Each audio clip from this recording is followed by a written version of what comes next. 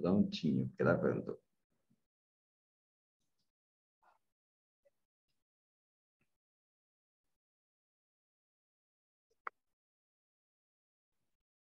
Pronto, lá vou eu.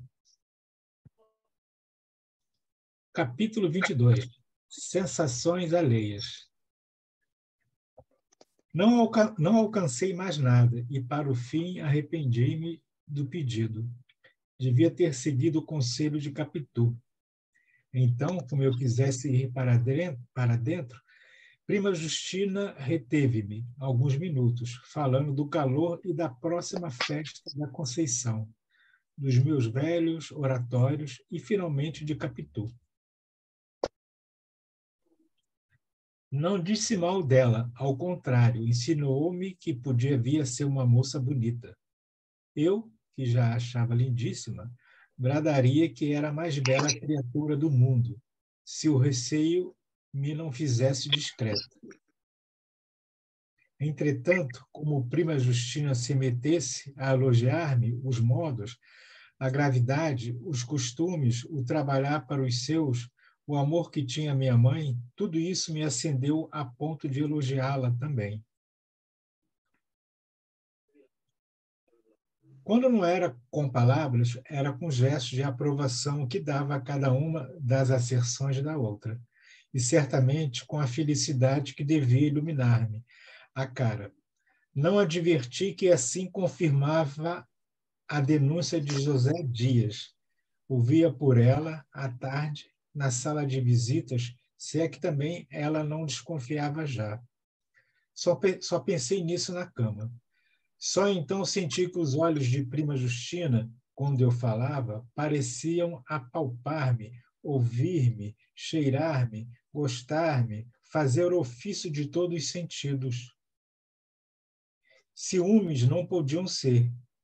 Entre um pirralho da minha idade e uma viúva quarentona, não havia lugar para ciúmes. É certo que, após algum tempo, modificou os elogios a Capitu e até lhe fez algumas críticas. Disse-me que era um pouco trêfega e olhava por baixo, mas ainda assim não creio que fossem ciúmes. Creio antes, sim, creio isto. Creio que Prima Justina achou no espetáculo das sensações alheias uma ressurreição vaga das próprias. Também se goza por influição dos lábios que narram. Capítulo 23. Prazo dado. Preciso falar-lhe amanhã, sem falta. Escolha o lugar e diga-me.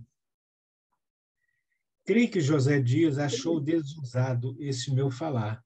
O tom não me saíra tão imperativo como eu receava, mas as palavras o eram. E o não interrogar, não pedir, não hesitar, como era próprio da criança e do meu estilo habitual, certamente lhe deu ideia de uma pessoa nova e de uma nova situação.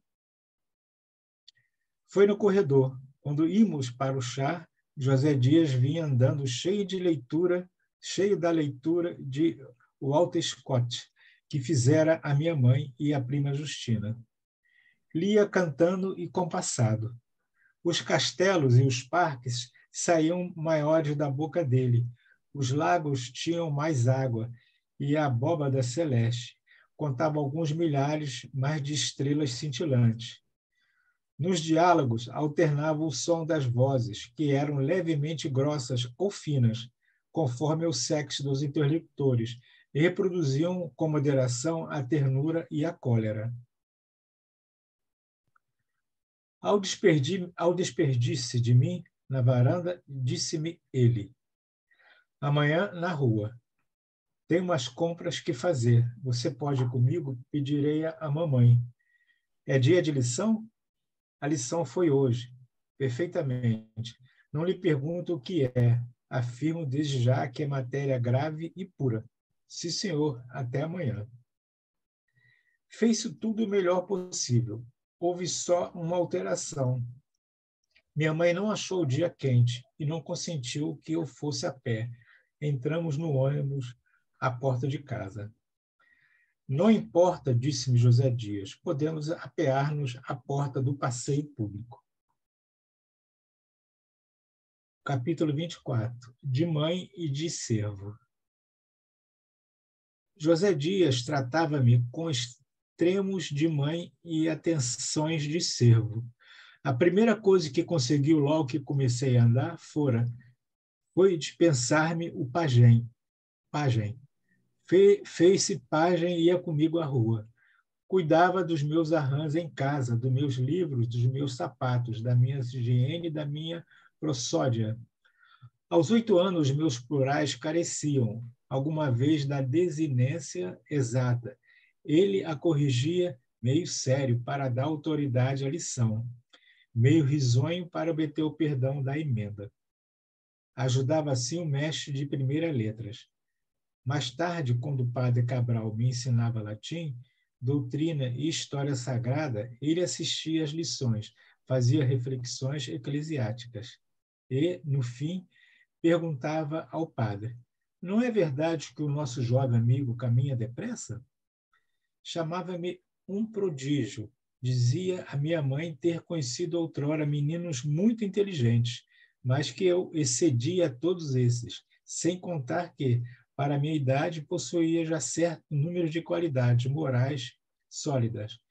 Eu posso não avaliar-se todo o valor desse outro elogio. Gostava do elogio, era um elogio. Capítulo 25. No passeio público.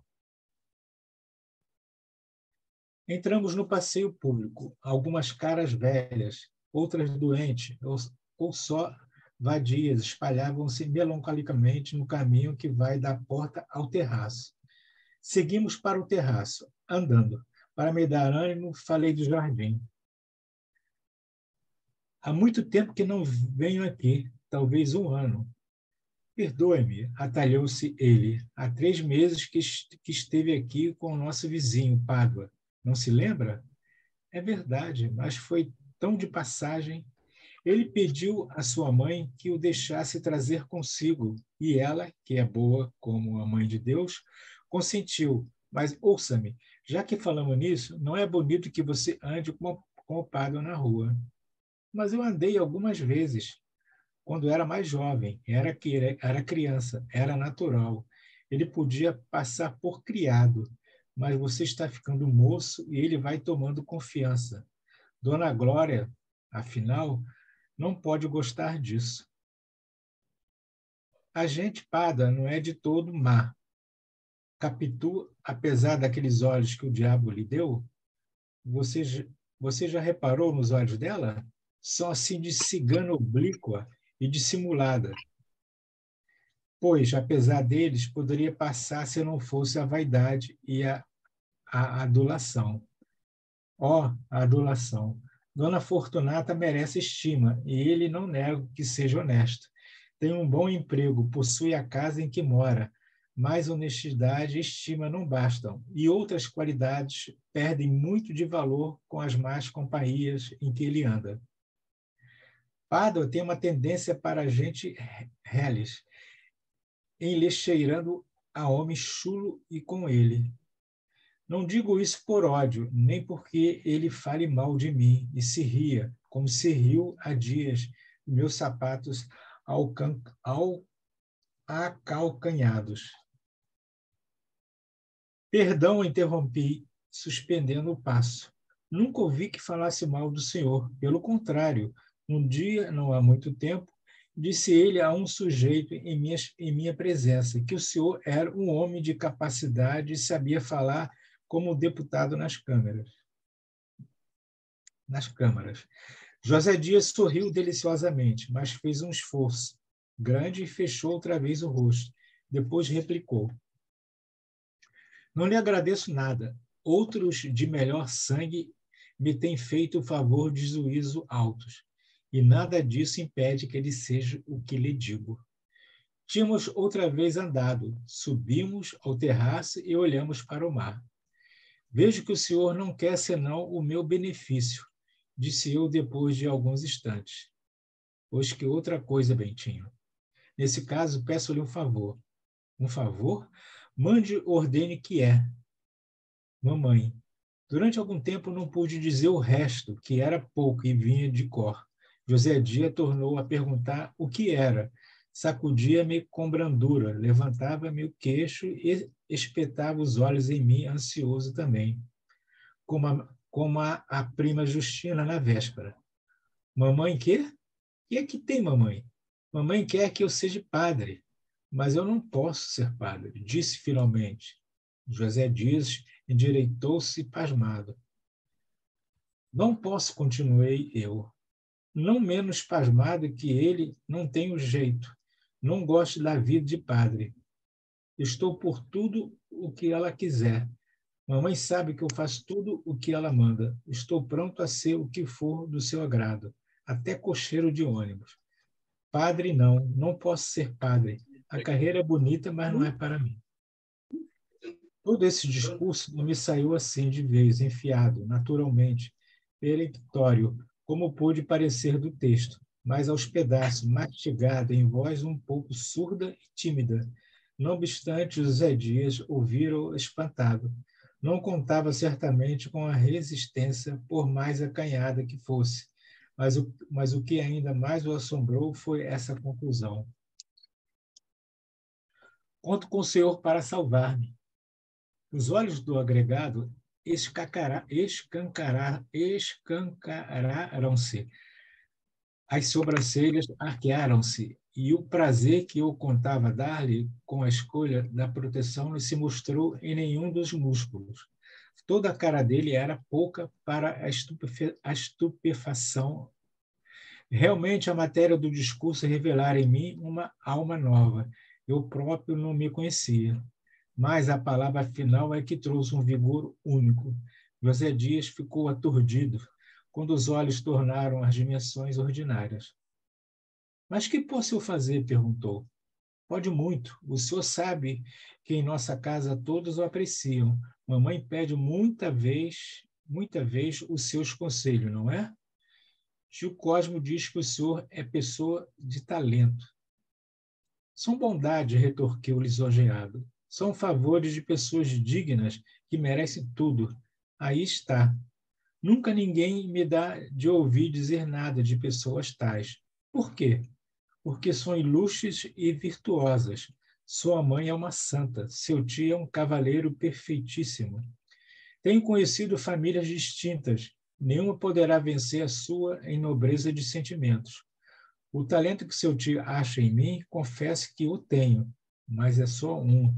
É o talento de saber o que é bom e digno de admiração e de apreço. Há de ter também o de proteger os amigos como eu. Em que lhe posso valer, anjo do céu? Não hei de dissuadir sua mãe de um projeto que é, além de promessa, a ambição e o sonho de longos anos. Quando pudesse, é tarde. Ainda ontem fez o favor de dizer: José Dias, preciso meter Bentinho no seminário. Timidez não é tão ruim moeda como parece. Se eu fosse destemido, é provável que, com a indignação que experimentei, rompesse a chamar-lhe mentiroso. Mas então seria preciso confessar-lhe que estivera à escuta, atrás da porta, e uma ação valia outra. Contentei-me de responder que não era tarde. Não é tarde, ainda é tempo se o senhor quiser. Se eu quiser, mas que outra coisa quero eu, senão servi-lo? Que desejo, senão que seja feliz como merece? Pois ainda é tempo. Olhe, não é por vadiação. Estou pronto para tudo. Se ela quiser que eu estude leis, vou para São Paulo.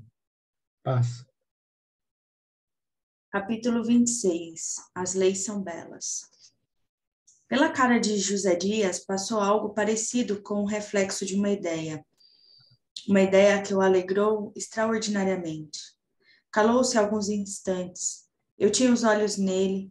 Ele voltara os seus para o lado da barra. Como insistisse. É tarde, disse ele, mas para lhe provar que não há falta de vontade, irei falar à sua mãe. Não prometo vencer, mas lutar. Trabalharei com alma. Deveras não quer ser padre? As leis são belas, meu querido. Pode ir a São Paulo, a Pernambuco, ou ainda mais longe. Há boas universidades por esse mundo fora.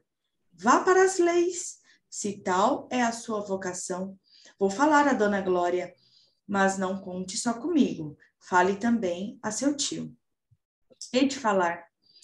Pegue-se também com Deus e a Virgem Santíssima, concluiu apontando para o céu. O céu estava meio enfarruscado. No ar, perto da praia, grandes pássaros negros faziam giros, avoaçando ou pairando, e desciam a roçar os pés na água, e tornavam a erguer-se para descer novamente. Mas nem as sombras do céu, nem as danças fantásticas dos pássaros me desviavam o espírito do meu interlocutor. Depois de lhe responder que sim, emendei-me. Deus fará o que o Senhor quiser. Não blasfeme. Deus é dono de tudo. Ele é só por si a terra e o céu, o passado, o presente e o futuro. Peça-lhe a sua felicidade, que eu não faço outra coisa. Uma vez que você não pode ser padre, prefere as leis são belas, sem desfazer da teologia, que é melhor que tudo. Como a vida eclesiástica é a mais santa, por que não há de ir estudar leis fora daqui? Melhor é ir logo para alguma universidade e, ao mesmo tempo que estuda, viaja. Podemos ir juntos. Veremos as terras estrangeiras, ouviremos inglês, francês, italiano, espanhol, russo e até sueco. Dona Glória provavelmente não poderá acompanhá-lo. Ainda que possa e vá, não quererá guiar os negócios, papéis, matrículas e cuidar de hospedarias, e andar com você de um lado para outro. Oh, as leis são belíssimas. Está dito. Pede à mamãe que me não meta no seminário? Pedir, peço, mas pedir não é alcançar. Anjo do meu coração, se vontade de servir é poder de mandar, estamos aqui, estamos a bordo. Ah, você não imagina o que é Europa? Oh, a Europa! Levantou a perna e fez uma pirueta. Uma das suas ambições era tornar a Europa. Falava dela muitas vezes, sem acabar de tentar minha mãe nem tio Cosme, por mais que louvasse os ares e as belezas. Não contava com esta possibilidade de ir comigo e lá ficar durante a eternidade dos meus estudos. Estamos a bordo, Bentinho. Estamos a bordo. Capítulo 27. Ao portão. Ao portão do passeio, o mendigo estendeu-nos a mão. José Dias passou adiante, mas eu pensei em Capitu e no seminário. Tirei 2 vitens do bolso e dei-os ao mendigo. Este beijou a moeda. Eu pedi-lhe que rogasse a Deus por mim, a fim de que eu pudesse satisfazer todos os meus desejos. Sim, meu devoto. Chamo-me Bento, acrescentei, para esclarecê-lo. Capítulo 28, na rua. José Dias ia tão contente que trocou o homem dos momentos graves, como era na rua, pelo homem dobradiço e inquieto. Mexia-se todo, falava de tudo, fazia-me parar a cada passo diante de um mostrador ou de um cartaz de teatro. Contava-me o enredo de algumas peças, recitava monólogos em verso. Fez os recados todos, pagou contas, recebeu aluguéis de casa, para si comprou 1/20 de loteria. Afinal, o homem teso rendeu flexível e passou a falar pausado, com superlativos. Não vi que a mudança era natural. Temi que houvesse mudado a resolução assentada e entrei a tratá-lo com palavras e gestos carinhosos, até entrarmos no ônibus. Capítulo 29, o Imperador. Em caminho, encontramos o imperador, que vinha da escola de medicina. O ônibus em que íamos parou, como todos os veículos. Os passageiros desceram a rua e tiraram o chapéu, até que o coche imperial passasse. Quando tornei ao meu lugar, trazia uma ideia fantástica, a ideia de ir ter com o imperador, contar-lhe tudo e pedir-lhe a intervenção. Não confiaria essa ideia a Capitu. Sua Majestade pedindo, mamãe cede, pensei comigo. Vi então o imperador escutando-me, refletindo e acabando por dizer que sim, queria falar à minha mãe. Eu beijava-lhe a mão com lágrimas e logo me achei em casa, à espera, até que ouvi os batedores e o piquete de cavalaria. é o imperador, é o imperador. Toda a gente chegava às janelas para vê-lo passar, mas não passava. O coxo parava à nossa porta, o imperador apeava-se e entrava. Grande alvoroço na vizinhança. O imperador entrou em casa de Dona Glória. Que será? Que não será? A nossa família saía a recebê-lo. Minha mãe era a primeira que lhe beijava a mão. Então o imperador, todo risonho, sem entrar na sala ou entrando, não me lembra bem os sonhos, são muitas vezes confusos. Pedia à minha mãe que me não fizesse padre, e ela, lisonjeada e obediente, prometia que não. A medicina, por que ele não manda ensinar medicina? Uma vez que é do agrado de Vossa Majestade, mande ensinar-lhe medicina, é uma bonita carreira, e nós temos aqui bons professores. Nunca foi a nossa escola? É uma bela escola. Já temos médicos de primeira ordem, que podem ombrear com os melhores de outras terras. A medicina é uma grande ciência. Basta só isso de dar a saúde aos outros, conhecer as moléstias, combatê-las, vencê-las. A senhora mesma há de ter visto milagres. Seu marido morreu, mas a doença era fatal e ele não tinha cuidado em si. É uma bonita carreira. Mande-o para a nossa escola. Faça isso por mim, sim. Você quer, Bentinho? Mamãe querendo. Quero, meu filho. Sua Majestade manda. Então o imperador dava outra vez a mão a beijar e saía acompanhado de todos nós. A rua cheia de gente, as janelas atopetadas, um silêncio de assombro. O imperador entrava ao coche, inclinava-se e fazia um gesto de adeus, dizendo ainda: a medicina, a nossa escola. E o coche partia entre invejas e agradecimentos. Tudo isso vi e ouvi. Não, a imaginação de Ariosto não é mais fértil que a das crianças e dos namorados. Nem a visão do impossível precisa mais de que um recanto de ônibus. Consolei-me por instantes, digamos minutos, até destruir seu plano e voltar-me para as caras sem sonhos dos meus companheiros. Capítulo 30, o Santíssimo. Terás entendido que aquela lembrança do imperador acerca da medicina não era mais que a sugestão da minha pouca vontade de sair do Rio de Janeiro. Os sonhos do acordado são como os outros sonhos, tecem-se pelo desenho das nossas inclinações e das nossas recordações. Vá que fosse para São Paulo, para a Europa, era muito longe, muito mar e muito tempo. Viva a medicina! Iria contar estas esperanças a Capitu. Parece que vai sair o Santíssimo, disse alguém no ônibus. Ouço um sino. Creio que é em Santo Antônio dos Pobres. Pare, senhor recebedor. O recebedor das passagens puxou a correia que ia ter ao braço do cocheiro. O ônibus parou e o homem desceu. José Dias deu 2 voltas rápidas à cabeça, pegou-me no braço e fez-me descer consigo. Iríamos também acompanhar o Santíssimo. Efetivamente, o sino chamava os fiéis àquele serviço da última hora. Já havia algumas pessoas na sacristia. Era a primeira vez que me achava em momento tão grave. Obedeci a princípio constrangido, mas logo depois satisfeito. Menos pela caridade do serviço que por me dar um ofício de homem. Quando o sacristão começou a distribuir as roupas, entrou um sujeito esbaforido. Era o meu vizinho Pádua, que também ia acompanhar o Santíssimo. Deu conosco, veio cumprimentar-nos. José Dias fez um gesto de aborrecido e apenas lhe respondeu com uma palavra seca, olhando para o padre que lavava as mãos. Depois, como Pádua falasse ao sacristão, baixinho, aproximou-se dele. Eu fiz a mesma coisa. Pádua solicitava ao sacristão uma das varas do pálio. José Dias pediu uma para si. Há só uma disponível, disse o sacristão. Pois essa, disse José Dias. Mas eu tinha pedido primeiro, aventurou Pádua. Pediu primeiro, mas entrou tarde, retorquiu José Dias. Eu já cá estava. Leve uma tocha.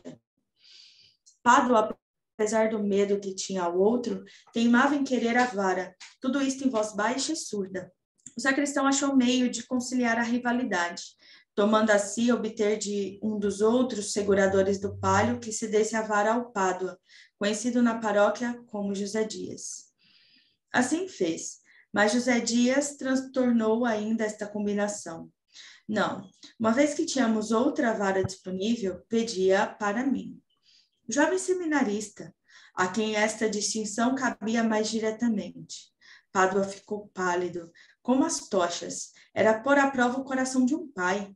O sacristão que me conhecia de me ver ali com a minha mãe aos domingos, perguntou de curioso se eu o devera seminarista. Ainda não, mas vai sê-lo, respondeu José Dias, piscando o olho esquerdo para mim, que, apesar do aviso, fiquei zangado.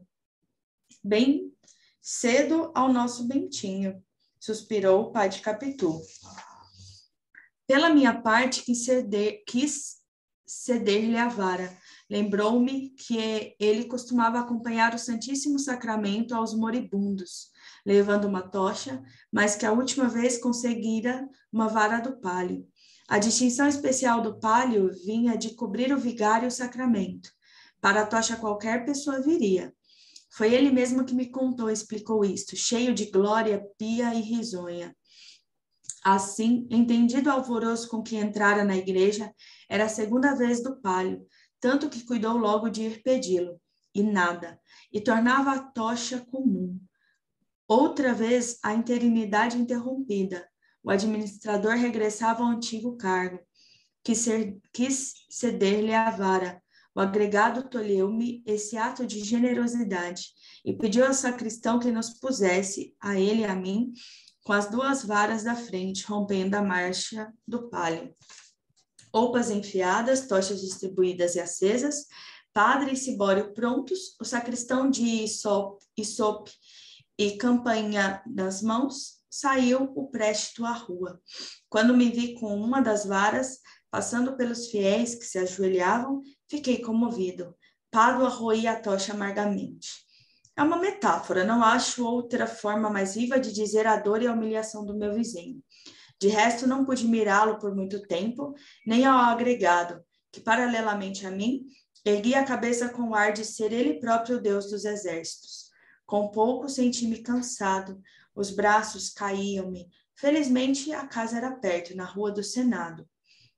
A enferma era uma senhora viúva, tísica, tinha uma filha de 15 ou 16 anos que estava chorando à porta do quarto. A moça não era formosa, talvez nem tivesse graça. Os cabelos caíam despenteados e as lágrimas faziam-lhe encarquilhar os olhos. Não obstante, o total falava e cativava o coração. O vigário confessou a doente, deu-lhe a comunhão e os santos olhos. O pranto da moça redobrou tanto que senti os meus olhos molhados e fugi. Vim para perto de uma janela. Pobre criatura, a dor era comunicativa em si mesma, complicada da lembrança de minha mãe. Doeu-me mais, e quando enfim pensei em Capitu, senti um ímpeto de soluçar também. Enfiei pelo corredor e ouvi alguém dizer-me: não chore assim.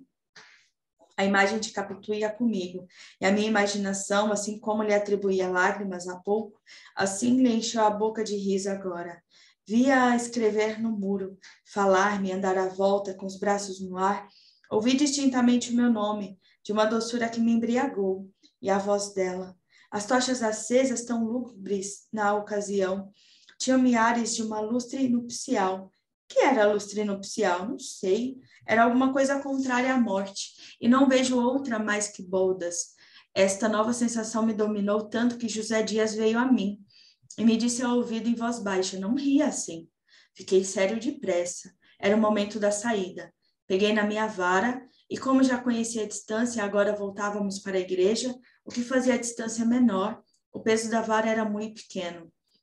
Demais, o sol cá fora, a animação da rua, os rapazes da minha idade que me fitavam cheios de inveja, as devotas que chegavam às janelas e entravam nos corredores e se ajoelhavam à nossa passagem, tudo me enchia a alma de lepidez nova.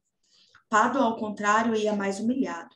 Apesar de substituído por mim, não acabava de se consolar da tocha, da miserável tocha, e contudo havia outros que também traziam tocha, e apenas mostravam a compostura no ato. Não iam garridos, mas também não iam tristes. Via-se que caminhavam com honra. Passo. Capítulo 31. Vocês estão me ouvindo bem? Qualquer coisa vocês me avisam, tá? Curiosidade de Capitu. Capitu preferia tudo ao seminário. Em vez de ficar abatida com a ameaça da larga separação, se vingasse a ideia da Europa. Mostrou-se satisfeita. E quando eu lhe contei o meu sonho imperial, não, Bentinho, não deixamos o imperador cegado, replicou. Fiquemos por hora com a promessa de José Dias. Quando é que ele disse que falaria à sua mãe? Não marcou o dia. Prometeu que ia ver, que falaria logo que pudesse, e que me pegasse com Deus. Capitu quis que lhe repetisse as respostas todos do agregado, as alterações do gesto e até a pirueta, que apenas me contara. Pediu o som das palavras. Era minuciosa e atenta. A narração e o diálogo, tudo parecia remoer consigo. Também se pode dizer que conferia, rotulava e pregava na memória a minha exposição. Essa imagem é porventura melhor que a outra, mas a ótima delas é nenhuma. Capitu era Capitu, isso é, uma criatura muito particular, mais mulher do que eu era homem. Se ainda o não disse, aí fica. Se disse, fica também. Há conceitos que se devem incutir na alma do leitor, a força de repetição. Era também mais curiosa. As curiosidades de Capitu dão para um capítulo. Eram de várias espécies, explicáveis e inexplicáveis. Assim úteis como inúteis, umas graves, outras frívolas. Gostava de saber tudo. No colégio, onde desde os 7 anos aprendera a ler, escrever e contar, francês, doutrina e obras de agulha, não aprendeu, por exemplo, a fazer renda. Por isso mesmo, quis que prima Justina lhe ensinasse. Se não estudou latim com o padre Cabral, foi porque o padre, depois de lhe propor gracejando, acabou dizendo que o latim não era língua de meninos. Capitu confessou-me um dia que essa razão acendeu nela o desejo de o saber. Em compensação, quis aprender inglês com o velho professor amigo do pai e parceiro deste ao solo, mas não foi adiante. Tio Cosme ensinou-lhe gamão. Anda apanhar um capotinho, Capitu dizia-lhe ele. Capitu obedecia e jogava com facilidade, com atenção. Não sei se diga com amor. Um dia fui achá-la desenhando a lápis um retrato. Dava os últimos rasgos e pediu-me que esperasse para ver se estava parecido. Era o de meu pai, copiado da tela que minha mãe tinha na sala e que ainda agora está comigo. Perfeição não era, ao contrário. Os olhos saíram esbugalhados e os cabelos eram pequenos círculos uns sobre os outros. Mas, não tendo ela rudimento algum da arte, e havendo feito aquilo de memória em poucos minutos, achei que era obra de muito merecimento. Descontraí-me a idade e a simpatia. Ainda assim, estou que aprenderia facilmente pintura, como aprendeu música mais tarde. Já não namorava o piano da nossa casa, velho traste inútil, apenas de estimação. Lia os nossos romances, folheava os livros de gravuras, querendo saber das ruínas, das pessoas, das campanhas, o nome, a história, o lugar. José Dias dava-lhe essas notícias com certo orgulho de erudito. A erudição deste não avultava muito mais que a sua homeopatia de cantagalo. Um dia, Capitu quis saber o que eram as figuras da sala de visitas. O agregado disse-lhe sumariamente, demorando-se um pouco, mas em César, com exclamações e latins. César, Júlio César, grande homem, tu coque brute. Capitu não achava bonito o perfil de César, mas as ações citadas por José Dias davam-lhe gestos de admiração. Ficou muito tempo com a cara virada para ele. Um homem que podia tudo, que fazia tudo. Um homem que dava a uma senhora uma pérola do valor de 6 milhões de sestércios. E quanto valia cada sestércio? José Dias, não sendo presente o valor do sestércio, respondeu entusiasmado. É o maior homem da história. A pérola de César acendia os olhos de Capitu. Foi nessa ocasião que ela perguntou à minha mãe por que é que já não usava as joias do retrato. Referia-se ao que estava na sala, com o de meu pai. Tinha um grande colar, um diadema e brincos. São joias viúvas, como eu, Capitu. Quando é que botou essas? Foi pelas festas da coroação. Oh, conte-me das festas da coroação. Sabia já o que os pais lhe haviam dito, mas naturalmente tinha para si que eles pouco mais conheceriam do que o que se passou nas ruas. Queria notícia das tribunas da Capela Imperial e dos salões dos bailes. Nascera muito tempo depois daquelas festas célebres. Ouvindo falar várias vezes da maioridade, teimou um dia em saber o que fora esse acontecimento. Disseram-lhe e achou que o imperador fizera muito bem em querer subir ao trono aos 15 anos. Tudo era matéria às curiosidades de Capitu. Mobílias antigas, alfaias velhas, costumes, notícias de Itaguaí, a infância e a mocidade de minha mãe, um dito aqui, uma lembrança ali, um adagio da colar. Capítulo 32. Olhos de ressaca. Tudo era matéria às curiosidades de Capitu. Caso houve, porém, no qual não sei se aprendeu ou ensinou, ou se fez ambas as coisas, como eu. É o que contarei no outro capítulo. Neste, direi somente que, passado alguns dias do ajuste com o agregado, fui ver a minha amiga. Eram 10 horas da manhã. Dona Fortunata, que estava no quintal, nem esperou que eu lhe perguntasse pela filha. Está na sala, penteando o cabelo, disse-me. Vá devagarzinho para lhe pregar um susto. Fui devagar, mas ou o pé ou o espelho traiu-me. Este pode ser que não fosse. Era um espelhinho de pataca, perdoai a barateza, comprado a um mascate italiano, moldura tosca, golinha de latão, pendente na parede, entre as duas janelas. Se não foi ele, foi o pé, um ou outro. A verdade é que apenas entrei na sala. Pente, cabelos, toda ela voou pelos ares e só lhe ouvi essa pergunta. Há alguma coisa? Não há nada, respondi. Vim ver você antes que o padre Cabral chegue para a lição. Como passou a noite? Eu bem. José Dias ainda não falou? Parece que não. Mas então quando fala? Disse-me que hoje ou amanhã pretende tocar no assunto. Não vai logo de pancada, falará assim por alto, por longe, um toque. Depois entrará em matéria. Quer primeiro ver se mamãe tem a resolução feita. Que tem, interrompeu Capitu. E se não fosse preciso alguém para vencer já, e de todo, não se lhe falaria. Eu já nem sei se José Dias poderá incluir tanto. Acho que fará tudo se sentir que você realmente não quer ser padre. Mas poderá alcançar? Ele é atendido, se, porém... É um inferno isso. Você teve com ele, Bentinho. Teimo, hoje mesmo ele há de falar. Você jura? Juro, deixe ver os olhos, Capitu. Tinham me lembrado a definição de que José Dias dera deles. Olhos de cigana oblíqua e dissimulada. Eu não sabia o que era oblíqua, mas dissimulada sabia. E queria ver se podiam chamar assim. Capitu deixou-se fitar e examinar. Só me perguntava o que era, se nunca os vira. Eu nada achei extraordinário.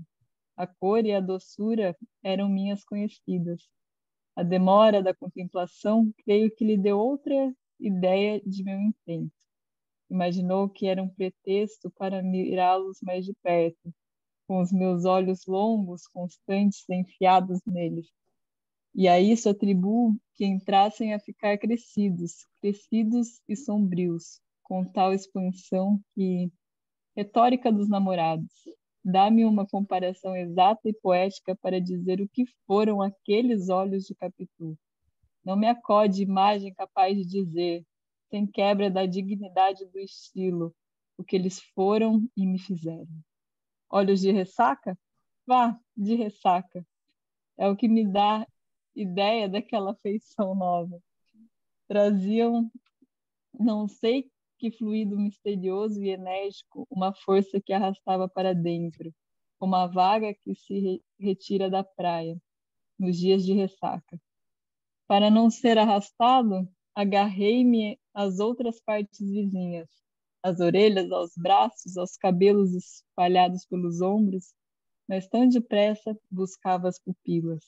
A onda que saía delas vinha crescendo, cava e escura, ameaçando envolver-me, puxar-me e tragar-me. Quantos minutos gastamos naquele jogo? Só os relógios do céu terão marcado esse tempo infinito e breve. A eternidade tem as suas pêndulas. Nem por não acabar nunca deixa de querer saber a duração das felicidades e dos suplícios. Há de dobrar o gozo aos bem-aventurados do céu, conhecer a soma dos tormentos que já terão padecido no inferno seus inimigos. Assim também, a quantidade das delícias que terão gozado no céu os teus desafetos aumentará as dores aos condenados do inferno. Este outro suplício escapou ao divino Dante, mas eu não estou aqui para emendar poeta. Estou para contar que, ao cabo de um tempo não marcado, agarrei-me definitivamente aos cabelos de Capitu, mas então com as mãos e disse-lhe, para dizer alguma coisa, que era capaz de os pentear se quisesse. Você? Eu mesmo. Vai embaraçar meu cabelo todo, isso sim. Se embaraçar, você desembaraça depois. Vamos ver. Fácil. Capítulo 33, Penteado. Capitu deu-me as costas, voltando-se para o espelhinho. Peguei-lhe dos cabelos, colhi-os todos e entrei a alisá-los com o pente, desde a testa até as últimas pontas que lhe desciam à cintura. Em pé não dava jeito. Não esquecestes que ela era uma nadinha mais alta que eu, mas ainda que fosse da mesma altura. Pedi-lhe que se sentasse. Senta aqui, é melhor. Sentou-se. Vamos ver o grande cabeleireiro, disse-me rindo. Continuei a alisar os cabelos, com muito cuidado, e dividi-os em 2 porções iguais para compor as 2 tranças. Não as fiz logo, nem assim depressa, como podem supor os cabeleireiros de ofício, mas devagar, devagarinho, saboreando pelo tato aqueles fios grossos que eram parte dela. O trabalho era atrapalhado, às vezes por desazo, outras de propósito para desfazer o feito e refazê-lo. Os dedos roçavam na nuca da pequena ou nas espáduas vestidas de chita, e a sensação era um deleite. Mas, enfim, os cabelos iam acabando, por mais que eu os quisesse intermináveis. Não pedi ao céu que eles fossem tão longos como os da aurora, porque não conhecia ainda esta divindade que os velhos poetas me apresentaram depois. Mas desejei penteá-los por todos os séculos dos séculos, tecer 2 tranças que pudessem envolver o infinito por um número inominável de vezes.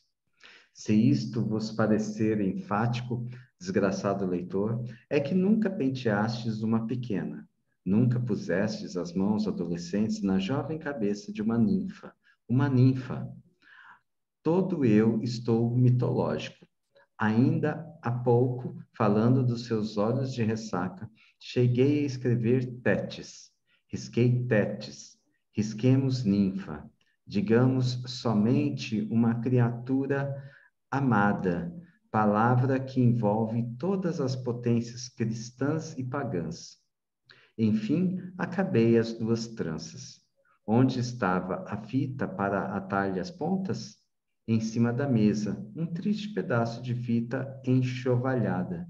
Juntei as pontas às tranças, uni-as por um laço, retoquei a obra alargando aqui, achatando ali, até que exclamei: Pronto, está bom? Veja no espelho. Em vez de ir ao espelho, que pensais que fez, Capitu? Não vos esqueçais que estava sentada de costas para mim. Capitu derreou a cabeça a tal ponto que me foi preciso acudir com as mãos e ampará-la. O espaldar da cadeira era baixo. Inclinei-me depois sobre ela, rosto a rosto, mas trocados, os olhos de um na linha da boca do outro. Pedi-lhe que levantasse a cabeça. Podia ficar tonta, machucar o pescoço. Cheguei a dizer-lhe que estava feia, mas nem esta razão a moveu. Levanta, Capitu. Não quis, não levantou a cabeça, e ficamos assim a olhar um para o outro, até que ela abrochou os lábios. Eu desci os meus e grande foi a sensação do beijo. Capitu ergueu-se rápida, eu recuei até a parede com uma espécie de vertigem, sem fala, os olhos escuros. Quando eles me clarearam, vi que Capitu tinha os seus no chão. Não me atrevi a dizer nada, ainda que quisesse, faltava-me língua. Preso, atordoado, não achava gesto nem ímpeto que me descolasse da parede e me atirasse a ela com 1000 palavras cálidas e mimosas. Não mofes dos meus 15 anos, leitor precoce. Com 17, desdegrier, e mais era degree, sei lá se é assim que fala, não pensava ainda na diferença dos sexos. E é isso, gente. São 7:45. E eu descobri que eu passei a senha errada para Silene. Ah, putz. Passei livre arte, era Lerato. Ah, tá. Não tô acostumada com essa coisa de senha, de Zoom. Eu nunca ponho senha também, mas eu pus da semana passada e entrou, por isso que eu falei que foi Lerato.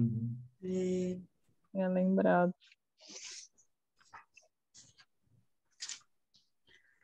E aí, gente? Que ficou de Para hoje? mim ficou que o Bentinho é filhinho de mamãe demais. Dá muita preguiça a postura dele. Vontade de parar assim, pá, pá.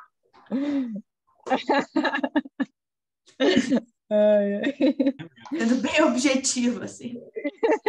Essa foi boa.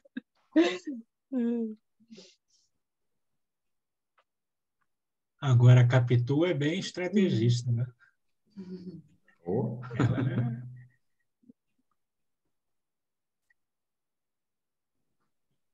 Eu achei interessante essa frase.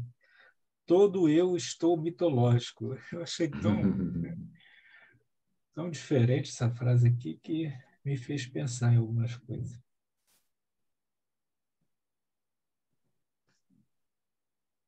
Gostei do final aí, adolescente e tal, essas paixões. Lembra lá, né? Lá de trás, quem nunca viveu isso, assim. Coisa leve, assim, gostosa. E meio engraçada, né? Umas partes, as falas, o jeito que ele narra, assim. Mas tem bastante palavra difícil, até umas palavras que você perde, assim, no caminho. Faltam os vocabulários. E foi iniciativa da Capitu, né? Sim. É. Sempre, né? Sempre. Mas tirando essa impressão que o Bentinho revela, assim, acho que se fosse definir uma palavra para hoje, seria intimidade, assim.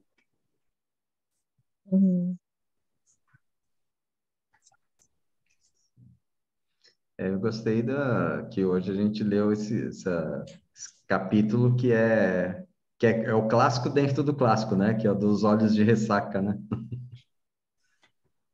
E realmente eu não lembrava como que ele descrevia, né? Essa coisa dos olhos de ressaca, né? E essa imagem do mar, né? Que toma, né? E pega, acho